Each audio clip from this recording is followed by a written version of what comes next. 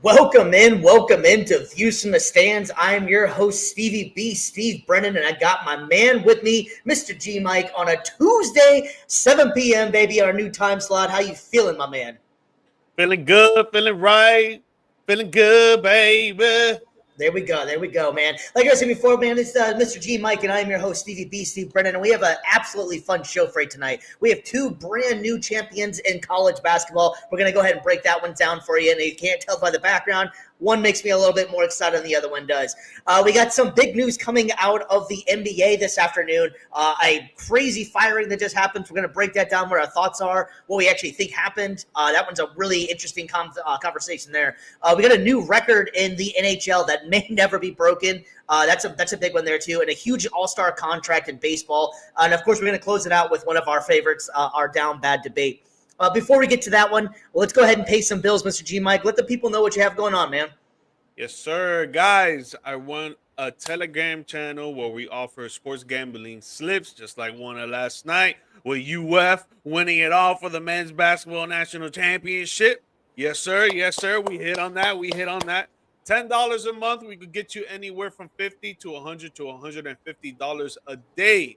You'll see the link get brought up on the chat if you're watching the episode live. If not, if you're watching the recorded episode, you'll see it pop up on your screen, or you'll see my social media, and you can just go into my DM. We'll start a conversation to get you into the channel and get you some money and get you some wins and get you some greens, baby. There we go, man. There's a couple companies you want to go ahead and shout out to that's been helping us out along this journey, man. That's Varsity Sports Nation, man. It's your premier sports app, man. You want high school sports, they got you. They want live college sports, they got you as well, man. You want content like you're watching right now, they got you with that as well. The best part is it's a convenient app that you can download on your iOS, your Android, Roku TV, Apple TV, Fire TV, pretty much any of your socials as well. You can catch up on the shows that they have. They have other great content as well. So support the people that support us. And while you're there, you can check us out on demand as well if you can't make the live shows. We really appreciate that as well. We got another one we want to give a shout out to as well. It's been a great partner with us as well. It's millions.co, man. And Millions is a great new app that's out there. You can check out a lot of interviews. There's a lot of interactions with athletes. It's a fun, great app. You can download that as well. So check them out and give us a like and subscribe on there as well. And if you can, like we've been asking for as well, we hate to do that for everybody that ever watches a podcast or any of that kind of stuff. It's all about the likes and subscribe. So if you could give us a like and subscribe, we truly, truly appreciate it. It helps us out a lot. Continue on with what we got going on. The easiest way to find out what we have going on is just hit the bell, and you'll be notified any single time that we go live and we post any content on there. We really genuinely appreciate it. We've been steadily making progress, guys, so we really appreciate everything you guys been, promoting us and putting us out there, man. Yeah. Really that. Let's go. We love it. All right, well, let's go ahead and jump into some news, man. We just had some news coming out of the NBA probably about 2-3 hours ago at this point, man. The Denver Nuggets have fired head coach Mike Malone and GM Calvin Booth with just 5 games left in the regular season. This one just blows my mind, man. Malone is the Nuggets' winningest coach in history. In the last 10 seasons, he's had the team record of 471 and 327, also leading them to their only championship in the 2022-2023 season. Ooh. Like I was saying before, Mr. G Mike, this one blew my mind. When you heard the news, what was your actions? What were you thinking? And you think this is going to affect them going forward to the postseason? Dude, I was super surprised. Nonetheless, I think a week before playoffs, it's insanity. I mean, with a coach that just, took you to the finals like a few years back, right? Actually won the finals. Again, like you said, like you mentioned, the winningest head coach in franchise history. Like, that has to mean something, but yeah. I guess it doesn't. And a lot of people are wondering, why is it that he got fired? And he's not the only one that got fired, too. The GM got fired, Calvin Booth, at the same time, same day. And people are wondering, what's going on over there? Why are these guys getting fired? Like this and that. Well, I heard a couple of rumors. One rumor is that Mike and Calvin have never gotten along. They've always had issues on who to draft, on who to trade for, on who to sign, on who to kick out, on who to give a 10-day contract, and the list goes on. Another rumor that I heard is that Mike lost control of the locker room. And when you lose control of the locker room, that kind of does make sense. Like, you can't be a coach of a successful, wanna-be successful team because you have one of the best players in the world in Nikola Jokic, that he's every single year putting up MVP numbers. Arguably, he could be the MVP again this year. And if you have players like him and Jamal Murray and other good role players that can solidify this team to make a deep playoff run, you got to have the locker room. If you lose the locker room, and it just doesn't work in your favor. And one of the reasons I heard that he lost the locker room is because he wasn't so hard on Jokic and Murray as the other players. Like, he wasn't giving them as much crap as he would with the other players. So it's just a few rumors there. But I personally think that has to do with personal issues and not basketball issues, because again, you don't do this when you're a week before playoffs.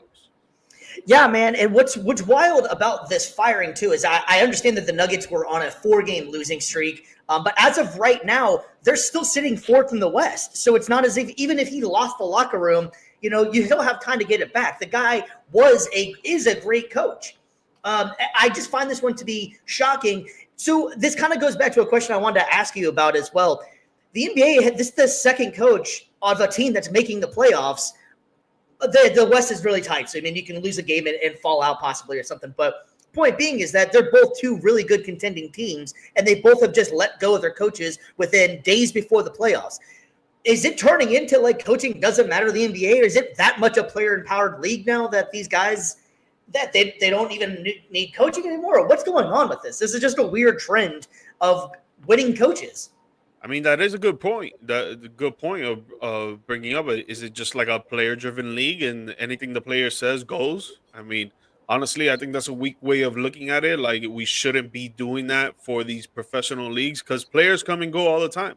Coaches come and go all the time too. But at the end of the day, you got to protect the logo. You got to protect the organization. And if you're just firing coaches because some players say so, and the reason I say that is because of the Memphis Grizzlies one that you just brought up. Yeah.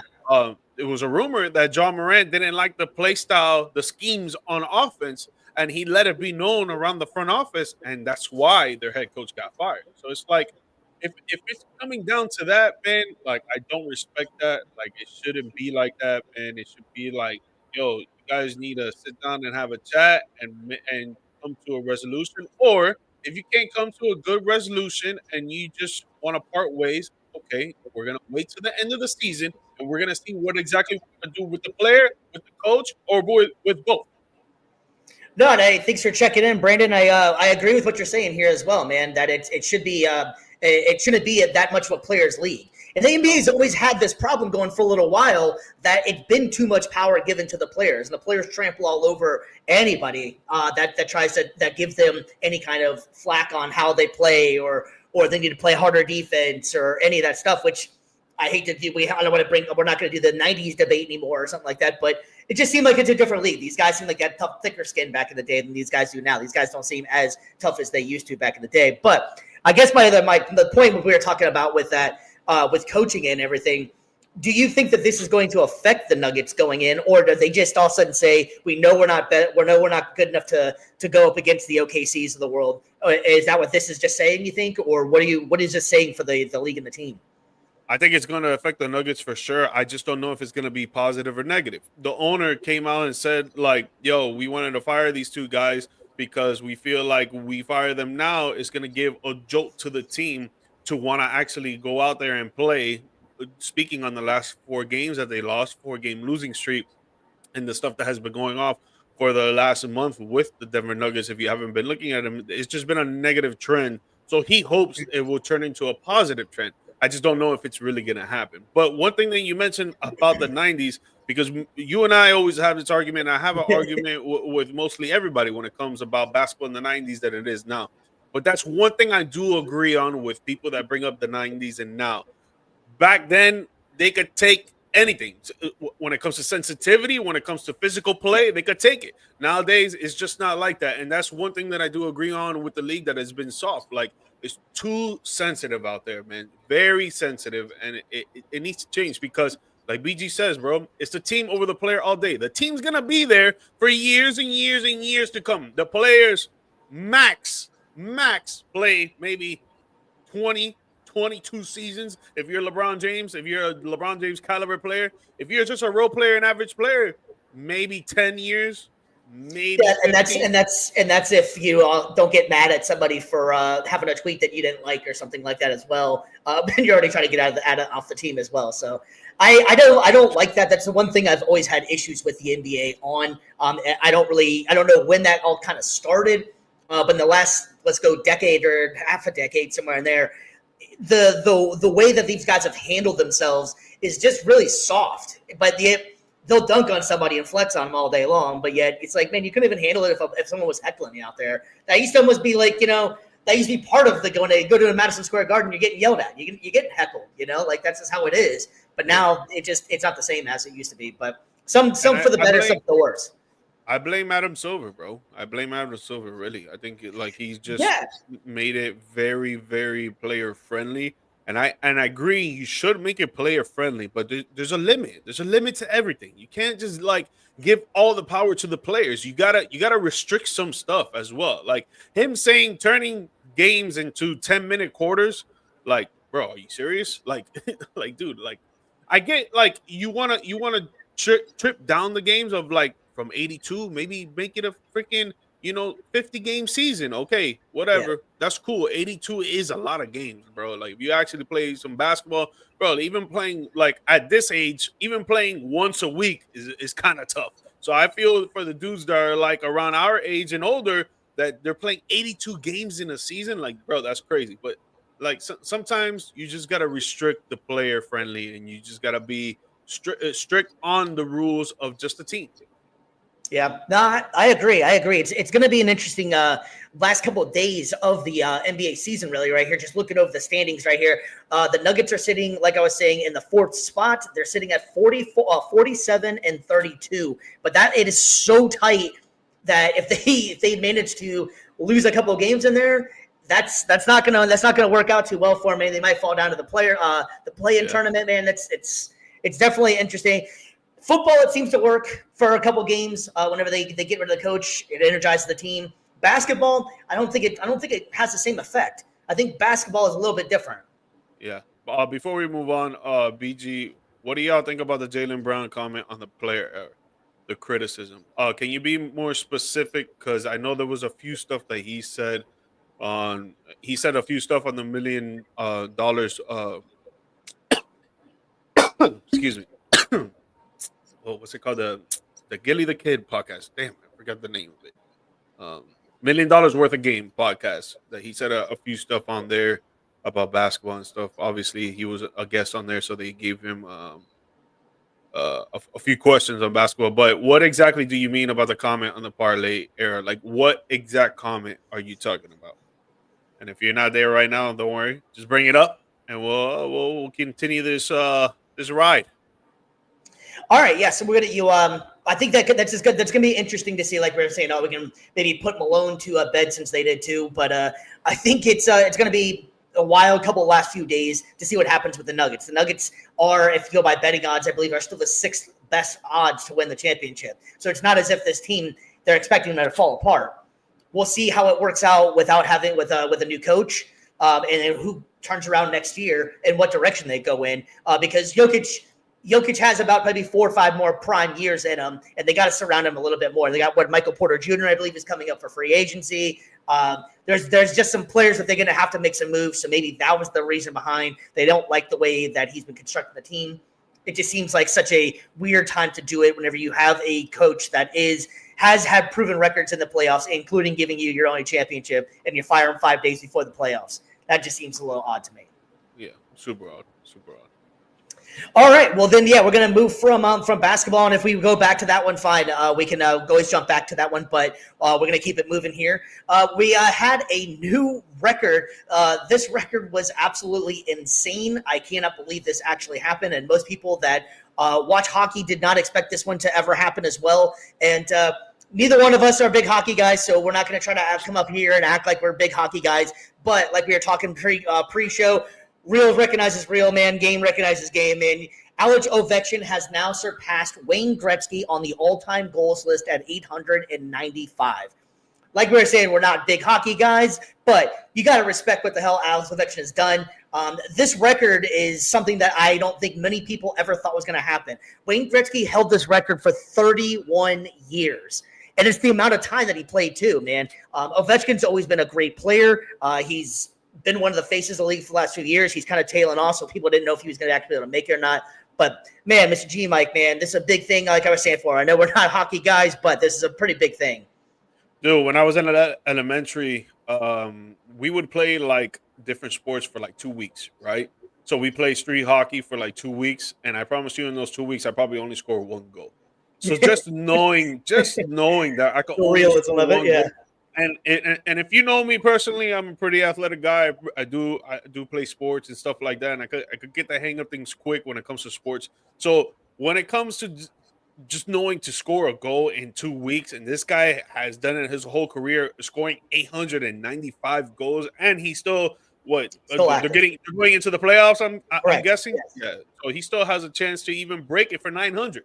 And dude, like, just knowing that, bro, that is very tough. And I've heard he's like the LeBron of NHL, and the fact of his longevity, that he's been in the game so long, he's played for so long, and people respect him everywhere he goes when it comes to hockey fans, when it comes to people in the organizations and stuff like that. So that right there is impressive itself.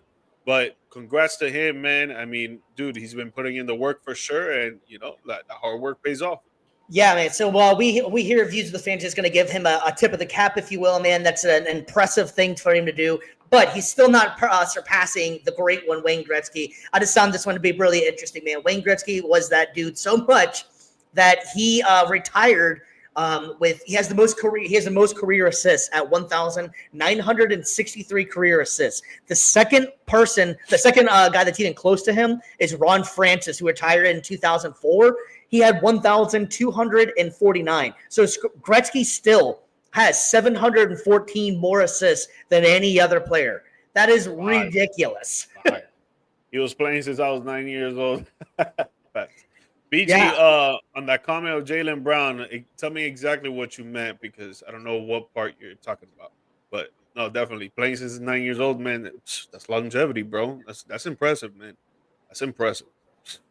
Yeah. That's just wild to me, man. Anyways, so we got some other pretty big news coming out of sports right here, man. We had a major baseball signing, and you ready for this one, guys? If you're into baseball, man, you know this name. It's Vlad Guerrero Jr., my man, and he just signed a new deal.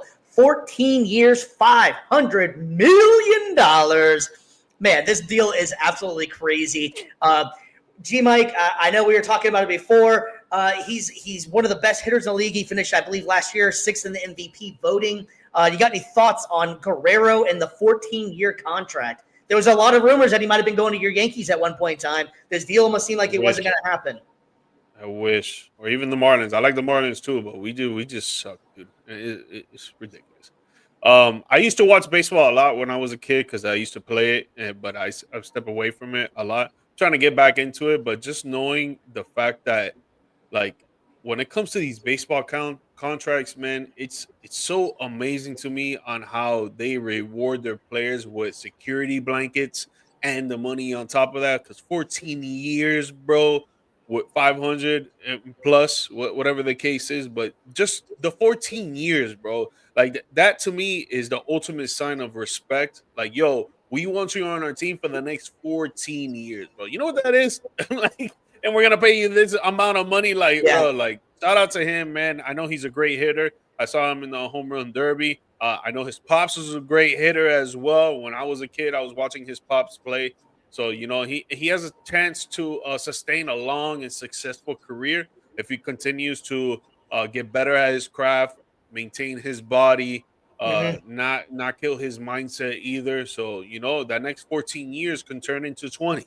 Easily. Yeah, Vlad's the type of player as well. Like, I think that the contract's going to work out pretty well for him. He's at a good age for this contract to work if they believe he's the cornerstone piece for the next 14 years. I also believe that his mindset, like you were saying before, his dad was one of the greatest players. And I think that when you come from a family line like that, you understand and appreciate the game so much that I don't think he'll become a complacent player. Vlad was never like that as well. So I just don't see that coming out of him at all. So I think this contract is going to be pretty good. It's just a very large contract. It's actually the third largest contract behind Soto and Otani for a player eligible for arbitration. So it is just absolutely insane. Longevity. He deserves it. I was kind of hoping, like we were saying before, you're a Yankees fan, I'm a Red Sox fan, where I was kind of hoping that Boston might have been able to snag him. He had some rumors that he was linked to Boston, liked Boston, was thinking about it, but just never panned out. But the Blue Jays, man, they made the big move, and they're going to have their cornerstone piece. They'll see what's going to be happening here. They have a lot of problems they got to fix and iron out with their contracts now that they just gave him this one. They have a young nucleus that they got to try and figure out what is going to happen next. So that's going to be a TBD. But to going back to real quick, let's start off with this one. Honestly, don't know where the MLB gets the money for the popularity being that low. That's actually a good point. I mean, the one thing I do know about the MLB with his money is that it's a private league.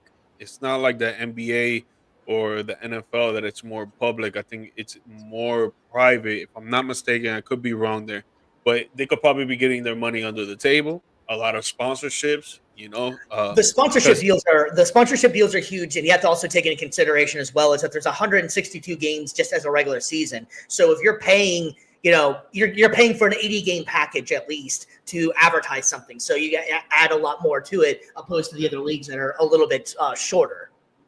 Okay, that would actually make more sense. Yeah, I mean, it's there, and the money goes along with it. It doesn't do great on television, but it still does great in the parks. They still sell their tickets, and you got to figure in, you take into account of, like I was saying before, the longevity of a season. Someone buys season tickets, that's a lot of games sold right there. One thing that I did hear, and this is a conspiracy theory. Again, we do conspiracy theories here on Views from the Stands. One thing that I did hear is that the reason why the popularity is so low is because ESPN, which is the biggest network here in America that covers sports, they don't really cover the MLB because there is like some contract issues behind the scenes, and they don't want to be involved with covering the MLB because the MLB doesn't want to pay them.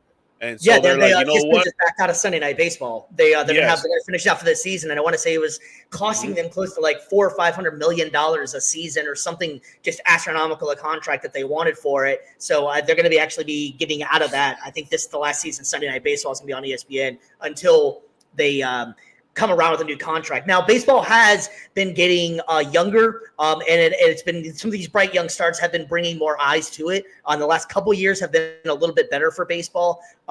We got the likes of Shohei Ohtani and Vlad Guerrero, and you got some younger players that are kind of bringing things back on Acuna that are bringing eyes to baseball. So it's going to be definitely interesting to see how long that lasts, because without ESPN, it's so weird. Baseball not being on ESPN. Baseball Tonight was a staple of ESPN for so many years, and if it's not there anymore, it just doesn't seem right.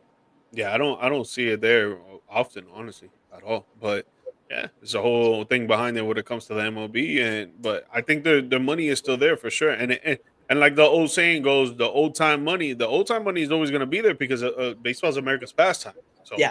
The old heads are still going to be watching it. They're going to get their families to watch it, their fans to watch it. The word of mouth is going to trickle down for sure. So I don't think it's going to go anywhere. I think they just need more coverage for sure. And they signed a deal with Apple. I think it was like a few years back to put a lot of their games on Apple. So it's going to be definitely interesting because everything's going to streaming to begin with. Everything is going to, all these networks want streaming. That's just the wave of the future is, let's face it, is streaming. That's where everybody's going to be on. So if they can land with the right streaming service, then I think it'll be actually very successful. I like some of the coverage they've been doing as well. They've been trying to get a lot more player generated. So they're doing a lot more interviews and during the game, and they're trying to get the personalities of these younger guys going to get a lot more eyes on the game itself. So I think they're doing the right thing. They're trying it out. They're trying to do new things. This torpedo bat thing has been pretty interesting. And then Rob Manfred's been seemed like he's been willing to at least listen to different ideas on how to speed up the game. I think the pitch count clock has been a huge factor, making the game a lot faster, making it a lot better, just for a viewing experience at home. Baseball, wherever you're in the stadium, it's not the same. It doesn't really bother you the same way because there's stuff going on. You're looking around. When you're at home, you notice every second that the pitch isn't going. So I think that the making a pitch count, the clock, I think that makes a lot of sense, and I think that helped them out a lot. Yeah. And let's do this last one before we move on to the next topic. Going back to the NBA, Jaylen Brown talking about the criticism from parlays and the people walking up to him in the street. Like, why does he care? He's the most expensive player in the league at that moment. Well, honestly, as an NBA player, you got people coming up to you and criticizing you because of your play, because of their parlays, whatever, and walking up to you on the street. And you're a public figure, so if you do anything physical, you're gonna get sued. If you try to hit them or whatever the case may be, you're gonna get sued, and then it's gonna be on you. When in fact, it's kind of in the line of self defense, maybe a little bit. But I get it. Like, I wouldn't want to be heckled by some random person on the street, especially that I'm a hothead. I get heckled by someone in the street, like saying, "Oh, you're trash. Oh, you suck." And some of them even go to distance. They start threatening their family. They start threatening them. They start saying a whole bunch of other stuff, some racist stuff, or whatever the case may be, just because you didn't hit on a prop in their parlay. Like, dude, I get it. I run a business when it comes to sports gambling. I do parlays every day. But at the end of the day, you have to be smart enough to know exactly what you're picking for your parlays. And if you don't hit, you don't hit. That is the name of the game. This is why people do not become big-time millionaires or billionaires or whatever the case may be with sports gambling, because it's just what if. You never know. It always goes 50-50. You never know.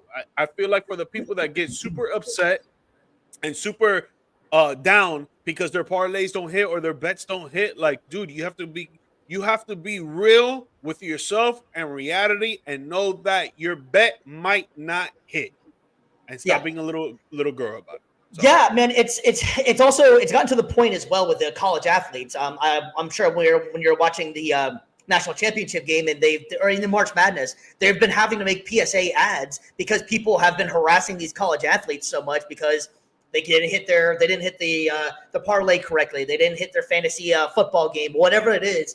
It's not that's not fair. It's a game, and it's not fair to the player. So, you can't, like, you have to, I think you're on the right point of it. Can you imagine just being the other person on the other end of that? Just like you're walking on the street, you're trying to just go to your car, you had a bad game. The next thing you want to hear is some loser coming up to you telling you that you suck and you're, all these bad names and all these things, and you can't retaliate because that's what they want you to do, because then you go viral and then you're canceled again. So it's a lose-lose for the athletes. I don't really feel like it's fair for them, and it's a shame that we're even having to have conversations about this kind of stuff. It goes back to the sports gambling debate. Some people can't handle it. Some people don't look at it as just a game, and some people take it entirely too serious because it is their lifeline. And some people gamble on things that they shouldn't be gambling on because they don't have the money to do it. And we should really honestly, it sounds like a corny line, but that's what the always betting thing has always been. Don't bet money you don't have. Don't take. If it's your last dollar, it's probably not your smartest idea to go waste that on a bet that if it hits, great, then you're probably back in the same boat because you're probably going to do the same thing again. But if you don't have the money for it, don't do it. Yeah, and the other thing, just to allude to this, when it comes to it, because it could easily be like, oh, but you're part of you're a professional athlete. That's what it comes with people talking smack to you and whatever. Like, yeah. It does, but you should, if you should appreciate the fact that if it was you and someone would do that to you, you wouldn't want to feel the same way. Because I know people who are watching this that are from Miami. Us in Miami, we're very prideful in defending ourselves. So I know for a fact, 110%, if we're out on the street and we're walking and someone says something to me or one of my boys in the group, saying something disrespectful, we're gonna want to turn around and try them and want to smack them. So it's like you have to put yourself in their shoes and just be like, yo, they're out there doing their job. Sometimes they have bad days, sometimes they have good days, just like us in our jobs or just regular days in the life. So it's like you got to put yourself in their shoes. I always found that because you're an athlete, you're supposed to be able to get heckled. But it's the only profession that you go up to somebody and start heckling them because they thought they had a bad game. You don't go up to the postman or something like that, and hey, you put in the wrong mailbox or something like that and follow them around or something. You know what I'm saying? Like it's the only profession where that actually is allowed, and people seem to think that it's okay to do, and it's not. Well, the other profession is being a server or bartender because a lot of Yeah. those people get heckled. Being in the food industry and the customer service food industry, man, that is tough, bro. When you got a family that is very hungry and that food is taking forever to come out, and you're the person that's supposed to bring out that food, Yeah. man. That's the one job I never had. Never worked in a Dude, restaurant bro, like that. I bartended for 2 years, and I was a server for 1 year, so 3 in total. And man, bro, people act People are just mean. so different, bro. People act so different when they're hungry, man. Yeah, I can imagine so. All right, man. Well, we're gonna go ahead and jump into some more basketball talk, man. And we had a big one come out of the NCAA. The UConn women have won another one, and this will be number 12 for them. Absolutely amazing, man. Let's see. Can you imagine 12 championships from one place, man? That is just absolutely insane. And it was actually, this one was a little bit behind, actually. Everybody just assumed, well, UConn wins all the time. It was about 11 years since UConn actually won. So this one, it was actually kind of interesting that it took a little while for their standards. Man, G-Mike, did you get a chance to watch the game or anything like that? You got any thoughts on this, on UConn taking this?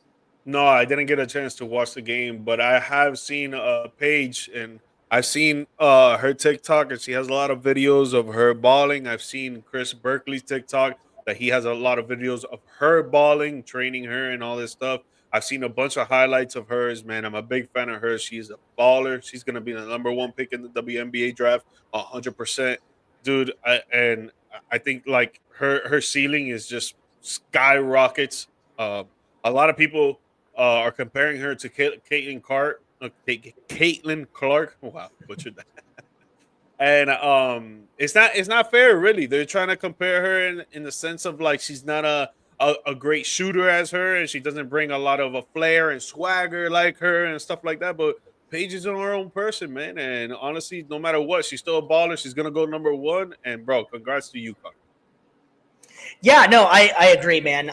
They're just different people. You're allowed to be great and just have a different style of going. I totally agree. She's got the dog mentality in her as well. Caitlin Clark had that as well. I think that them two have done fantastic for women's sports just in general. Yeah. Two great ambassadors for it. They brought so many eyes to the forefront of actually watching girls basketball.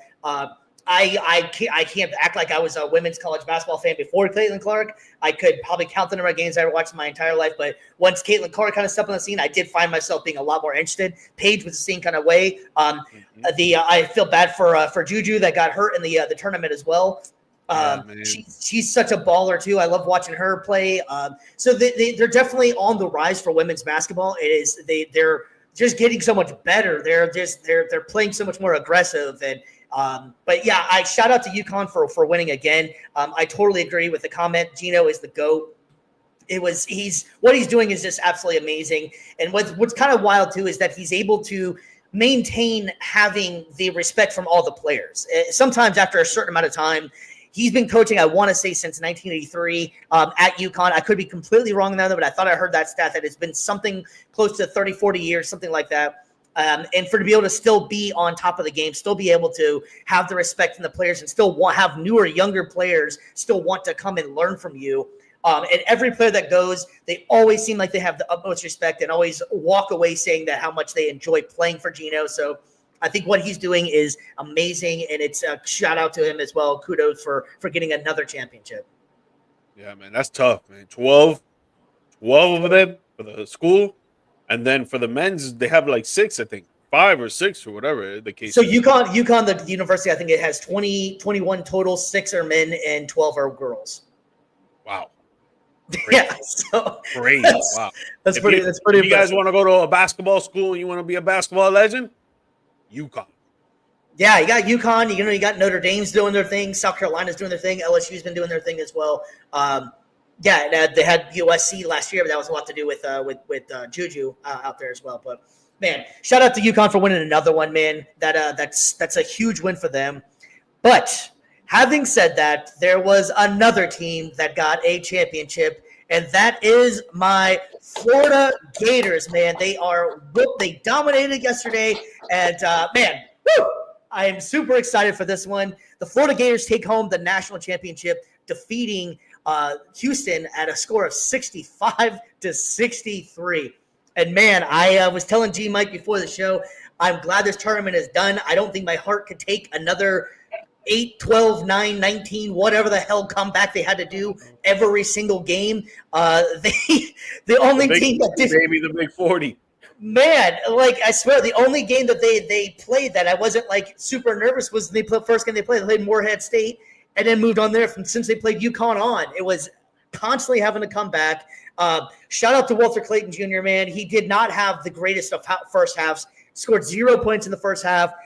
Houston did a hell of a job of taking the ball out of his hands, and I love the defense that Houston played on him because they were taking away his strengths. They were constantly running the pick and roll, and he reminds me a lot. He's been getting the Curry kind of comparison, and I don't think anybody's really saying he's as good a shooter as Curry, but the way he creates his own shot and moves around the floor is very Curry-like. But having said that, he made smart plays, and that's what I liked about Walter Clayton, and I think what's going to translate into the next year in the league in the NBA. Do you think he's going to be an NBA superstar? Do you think what's your thoughts on Clayton moving on the next step? I think he's going to be a good role player. I think he could be a good role player. I think the comparison that you said, I'm sorry, the team that you said that he could go to, the Orlando Magic, I think that would be a good fit for him. I like that fit for him. They need someone who's going to put up more shots and actually drain them for sure. You know, maybe not in his first 2 years he'll be that type of player that can put up 15 points, but maybe in his third year and after that he could increase for sure.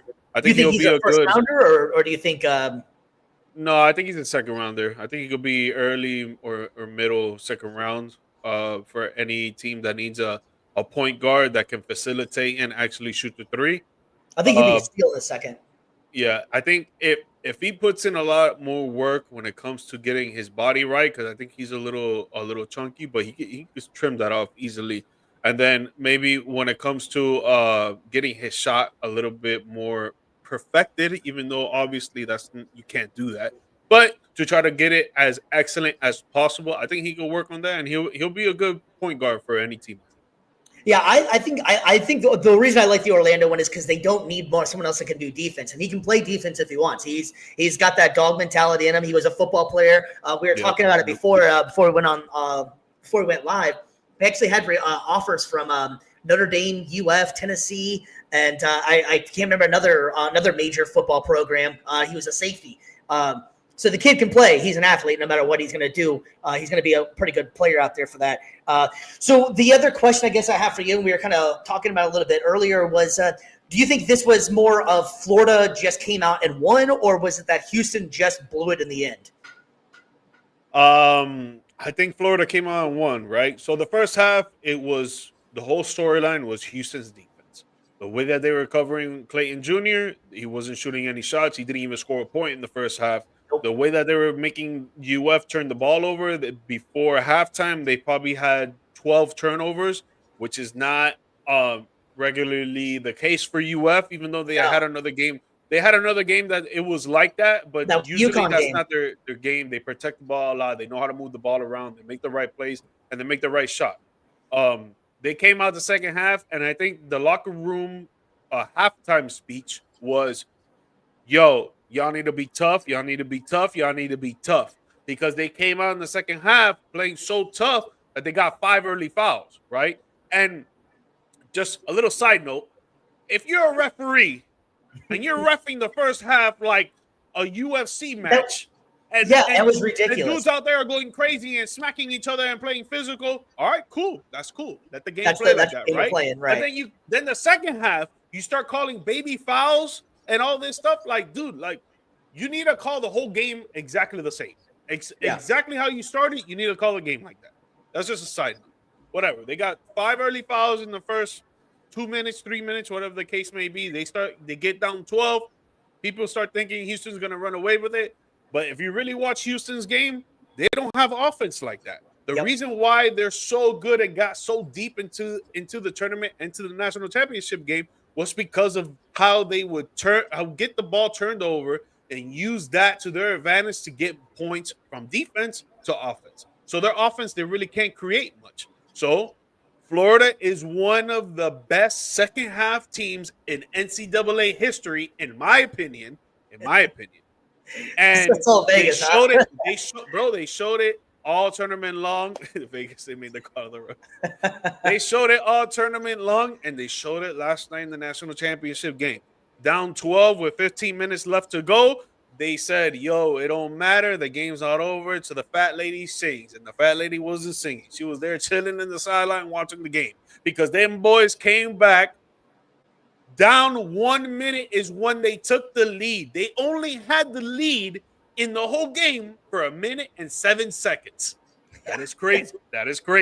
This is also why I'm glad the tournament's done. I can't handle that anymore. And then Clayton Jr. showed that he can be a championship mentality type player, because the whole game he was getting strapped and he wasn't able to do anything of nothing. And then when it came down to the last 4 minutes of the game, they ran some specific plays for him, and he was drilling that. Boom, boom, boom. Yeah. Shots after shot after shot, going to the free throw line, making free throws, and he led his team to the win. Yeah, I agree. And we were talking about, I mean, there was definitely more than just Clayton. Will Richard is the reason that they actually were even close in that game. He had half their points going into the half. So I can't just say it's not all about Clayton for sure. Condon, my guy, had some really clutch plays. But what I was talking about earlier, what I like about Clayton's game is that even though he wasn't making shots, he wasn't making bad decisions. He was still assisting. I think he ended up with like 9 or 10 assists or something, somewhere in that area. Yeah, he's a great facilitator. Great decisions on Condon, and I love the way that the big men were running. They were running down the floor because they realized the fact of they were faster than Houston was, because if they set them in the paint, Houston's dogs. They're gonna beat them up. The Florida's not built for that. It's more a little bit more finesse, So I love the fact that they were hustling down the court. There was a couple, and then what I also liked was that the frame of mind and Walter Clayton to realize whenever Houston got in foul trouble, same time Florida did. That's whenever he also realized the fact of, okay, now I got. Now I'm a drive. Now I can drive. Now I'm a try to take you right. Yep. One thing I wanted to ask you: the last shot right before Florida got the ball and the time ran out. The last shot that I forget the point guard's name, but dude, maybe. But you know what shot I'm talking about? That he was gonna take the shot, and Clayton came up, looked like he was about to block, and he just let it go, and he was like telling his teammate to come grab it. He's like, "Yo, if I touch it, it's gonna be a travel." You know that shot? Yeah. In that situation, are you shooting it no matter what, or do you know, yo, I'm going to get this ball.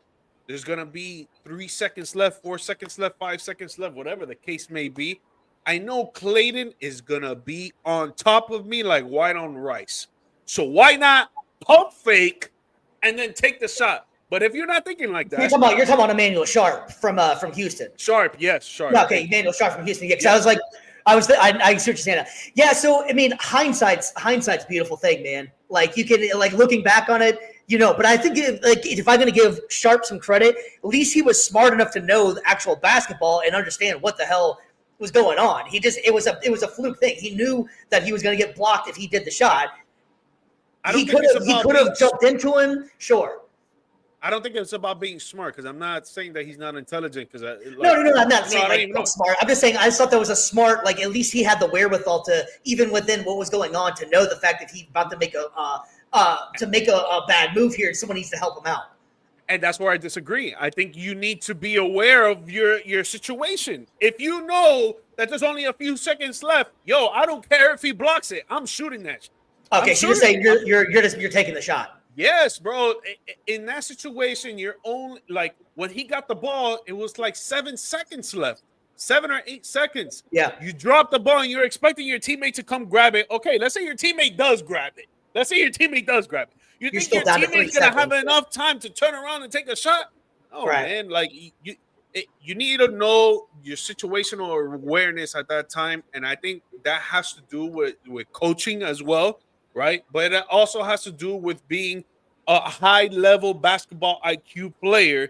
In that moment, you need to grab the ball, anticipate the defense is going to be close, pump fake, take the shot. Or if you're not going to pump fake, just take the shot, bro. Take the shot. If it gets blocked, it gets blocked. You're still going to lose.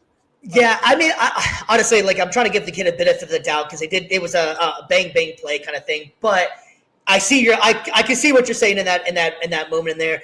In hindsight, you like you're saying, you take the shot. Maybe the ref doesn't see what you did. Maybe the ref doesn't know. Maybe the ref calls. Maybe you hit the three, and now it's a 4-point play, game over.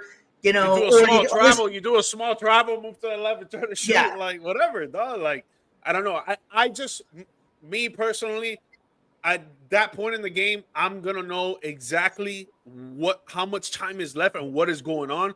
That I'm not gonna try to shoot, see I'm about to get blocked, and just let the ball drop and be like, "Yo, come get it." Nah, I'm gonna shoot it. If he blocks it, he blocks it, bro. Whatever, good play. I'm sure. That was such one of those situations that if you play that 9 times out of 10, I'm sure it doesn't pan out that way for him. Because Sharp is a good player. He was big time in our state in Florida. He was from Tampa. But yeah, I hate the fact of like we were saying before. Like I'm a diehard Florida Gators fan, so I'm happy with the result that we won and everything. But I hate the fact of that thrill of agony. The thrill of victory and the agony of defeat. That kid is always going to be associated with that. And the last few seconds, anytime you go over this game, you're going to go back in history, and it's always going to be, man, what could you have done better? What didn't you do there? And he's going to have to live with that one. But I think that he'll be able to get over it. He seemed like a good kid, and coaches will help him out and everything. But it sucks when that is how the whole thing ends out. What a comeback for Florida, though, man! I want to say it's the third largest comeback in history of the tournament. Bro, I would put my life savings on it right now. That after the game, he's like, "Yo, I should have shot it." Yeah, no, I think without a doubt, I think there's no denying that one. But man, I just gotta say it one more time. It's great to be a Florida Gator, baby. Let's go. The national championships. I don't know if they're gonna be able to repeat. I think I like Todd Golden. I think he's a good young coach. It's going to be tough for them to repeat. So going into next season so far, Houston and Duke are the two favorites going into next year. We'll see how that plays out. Get a long time and a lot of stuff to figure out before that point. We got obviously another year to go, but it's all said and done. And my Florida Gators are the national championship winners, and that feels damn good to say. Another thing before you move on. First time since 2008 that it's been all number 1 seeds to the Final Four, right? Mm-hmm. And this has to be because of NIL. It has to be because some players are staying behind, obviously, because of the NIL. Do you like this more than Cinderella teams coming out of nowhere and getting to Elite 8 or Final Four, and next thing you know, they're getting blown out by teams?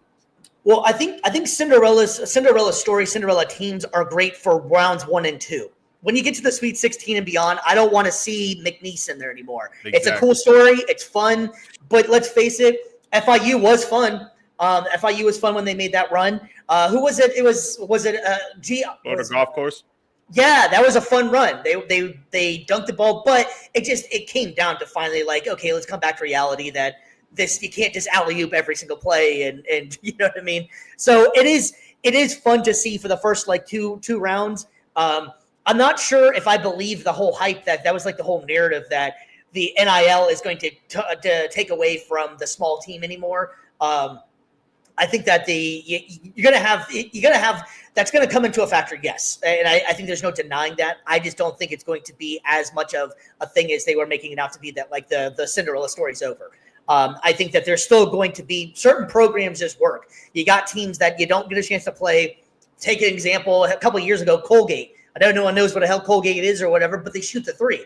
They average the most like 3 points in a shot. And if they make those shots, there's not many people that can hang with them in the country because they can shoot it so high. I mean, they have no star players and probably no line-out money. So I think the tournament really comes down to style of play and who you have to play to get to where you need to be.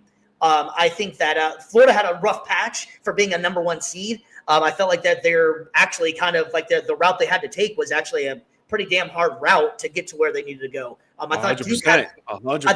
I think Duke kind of got the liberty. Well, Duke was the number 1 overall seed, was it, or was it Auburn? I thought it was Duke or Auburn. The number 1 overall seed? Yeah. Was it Duke Auburn, or was it Auburn? It was Auburn. Duke was second. Duke was second. Yeah, and so I kind of felt like Florida kind of got the shaft, if you will, in the route they had to go, but they were to maintain. But if you look at you can also go a different route and say Duke was in such control for most of these games that they never really had to challenge. And once they played somebody like a challenge like a Houston, they were in the week. ACC was weak this year. Let's face it. There's no way around that. The ACC was very weak this year. And whenever they finally went up against Houston, now granted that was a whole debacle craziness that happened with that, but I think that you can kind of see the difference whenever they played a team that plays a little bit of better defense than what they've used to be playing, though, too. Yeah, no. And if you're in the whole tournament, you're playing against defenses that are average, while your offense is off the charts, probably the best offense has been around for years, maybe. Then you go up against a team that has amazing defense. It's just going to throw you off. It's going to throw you off completely. And you saw it at the end of that Duke Houston game. A lot of people want to blame it on the fact of that foul call at the end, and that's why they lost. Bro, Duke was up like 14 with like 10 minutes left. And then with 8 minutes left, they were like up like 9. And then with like 2 minutes left, they're up like 6. Then like 1 minute left, they're up like 5. With 30 seconds left, they're up like 4. And it just kept trickling down and trickling down and trickling down. And that's because of Houston's defense, not anything else. Do you think was there any players? I know we got like draft season coming up after the finals and all that good stuff like that. But was there any players, since it's fresh in the tournament, was there any players coming out of the tournament that impressed you more? That like, hey, they might be making some noise next round. Was there anybody that stuck out to you? I mean, Cooper Flag for sure. Every time I saw him play, bro, it was just crazy. Dude's 6'10". He kind of reminds me of Jason Tatum a little bit. The way his style of play, the way he hustles as well. But not in the ISO. I think Jason Tatum does a lot of ISO play all the time. Yeah, I like Johnny Broom as well. I know they're from the top 2 teams in the tournament, but they're but it's fun. They're good. Yeah, Johnny Broom is pretty dope too. I think he's going to be a good big man for any NBA team that needs a backup, a 6-man to come off the bench. I think he'll be good. Clayton for sure. I like buddy from Arizona, Caleb Love. I think Caleb Love has a nice stroke, no diddy. I think he can make the 3 from anywhere. I think he can make mid-range shots from anywhere. Yeah. And the way his dribble package, insane. But, yeah, honestly, if I've mentioned him before, but the player that I liked the most that was in the tournament that I got to see watch was Derek Queen out of Maryland. I like his game a lot. Yes, that kid is good, man. For such a big man, he can handle the ball. He made a game winner, nasty game winner. Even though he traveled. Maybe. But yeah, that kid to me, I think rose his stock big time. Or he was already a highly touted player coming out. I think next year, I'm pretty sure he's going to be going into the league next year, especially after that performance that he had. Why not capitalize on it? But I think Derek Queen, man, if he goes to a right team, he reminds me almost like a Zach Randolph kind of guy, like a bigger body that back to the basket, and get down right under the rim and just lay it up. Easily dunk it. Very agile for his size, though, too. I think he needs to turn that into work. I think he needs to turn to a little bit more muscle. But I think he's young, man. I think he's only like 18. He's a freshman, so he's 18, 19 years old. But that kid, I think, is going to make some noise in the NBA if he goes pro next year or has another dominant year in college. Put him in the Lakers. They need a big man. Yeah, what happened to their old big man they had? Did he go somewhere? I think he's on a whack team in the West. Oh, yeah. Yeah, that team, I almost forgot that we had him, didn't we? Oh, yeah. That's about to be out of the play-in. Oh, man. Yeah, I'm still have a chance. I don't want them to get in. Like, we need to start. You don't want them to get in? You don't want them to get in? I don't want them to get in, man. I don't want AD to get hurt again.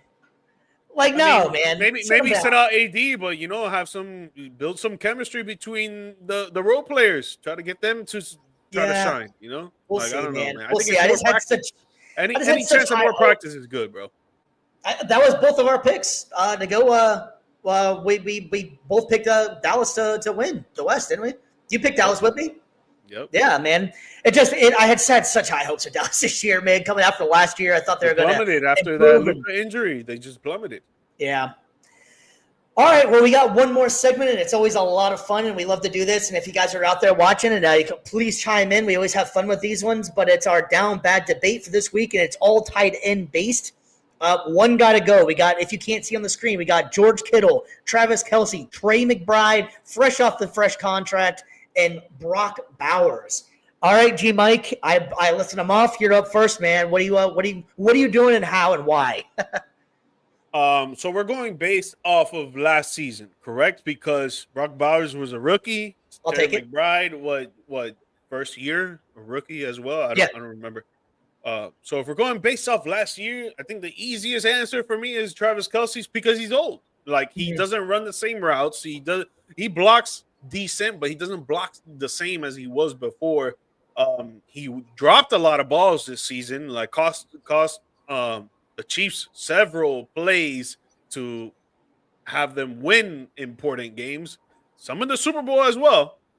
Let's not get that twisted. But I think just because of his age, bro, he's slower. He can't block the same. His hands are not the same. And I think everybody else, George Kittle, amazing blocker. He catch the ball. Whenever the ball's thrown to him, he's catching that bit.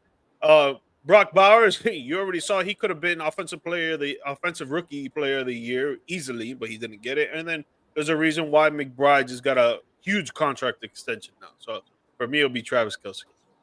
Man, this one's difficult as well because I think that Travis Kelce just brings so much to the Chiefs and what they actually do, and just the way they're able to get them open.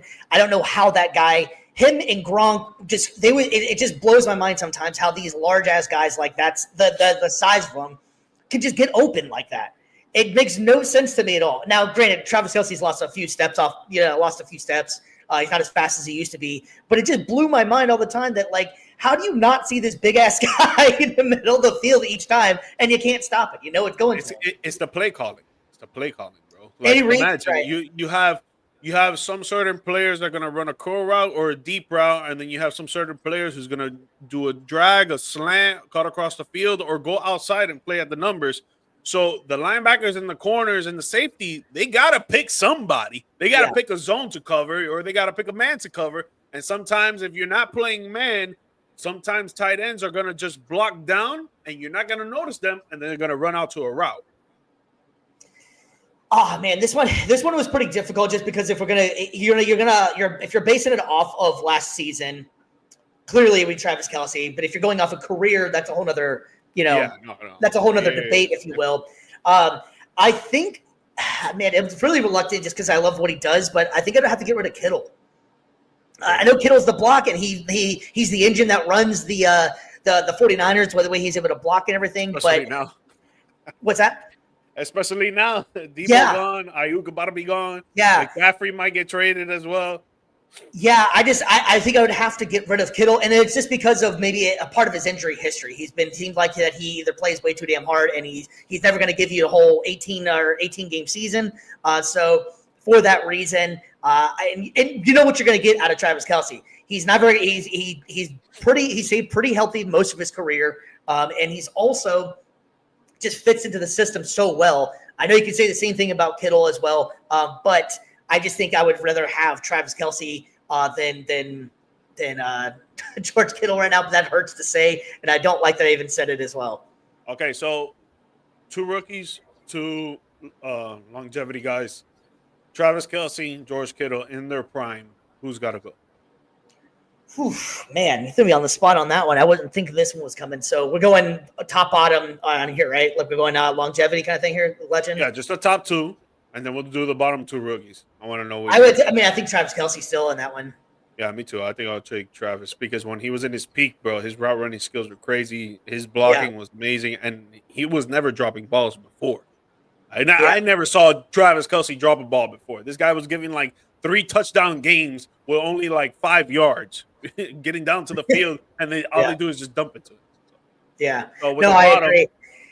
Whew, that one's tough because they kind of play a Hard little one? bit different styles here. I Yeah. think the easiest answer, and I think the clear answer probably would be Brock Bowers. I think right now, but Trey McBride is such a key part of what Arizona does and who they are, and I think also he is hands down their best receiver, even with Marvin Harrison there right now. He's definitely the best one going right now on the team. I think he has probably the best receiver on that team, even with Marvin Harrison. But I think that Brock Bowers just brings a different dynamic. The speed that he brings. I would have to say Brock Bowers, but no disrespect to Trey McBride because I think that kid is amazing. I think I have to go McBride because of his blocking, man. I feel like as a tight end, you really need to be good at blocking and to seal that edge for the quarterback or for the running back. It depends on what play you're running.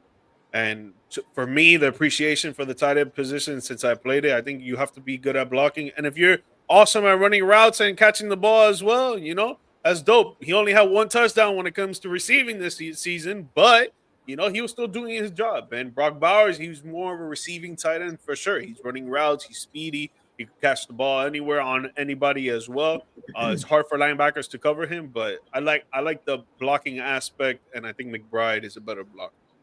Yeah, and it's kind of interesting too if you even look and if you can try to compare each one of these guys, and they each have their own dynamic, what they do. Obviously George Kittle being the awesome blocker, obviously can run routes as well. Travis Kelce always seems to find a way to get open. Brock Bowers has the size and the speed, and I think Trey McBride, I think he's athletic as hell. The guy's mossing people, Yeah.